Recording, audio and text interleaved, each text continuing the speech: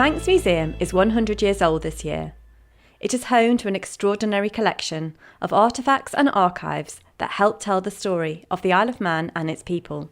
To celebrate our centenary, we have curated a special exhibition and podcast, Museum 100, which will feature a kaleidoscope of treasures from our collections. Caring for the collections. The national collections belong to the people of the Isle of Man, and we will care for them forever, keeping them safe, protecting them from deterioration, and making them accessible.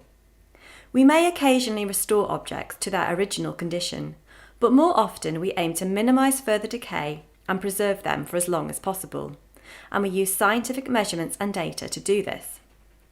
Most of our collections are in storage.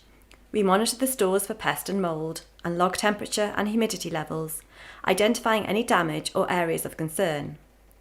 For objects on display, it's important to control light, pollution, humidity and temperature, and to look for signs of damage. Every day we examine and clean objects from our collections, learning and discovering more about them, as well as new and innovative ways to do our work. We make predictions about how objects might degrade and change over time, deciding how best to store and display them. For example, we only display sensitive works of art for short periods in order to preserve the colour of the pigments. Many of the artefacts in Museum 100 have been drawn from our stored collections and have never been on public display before.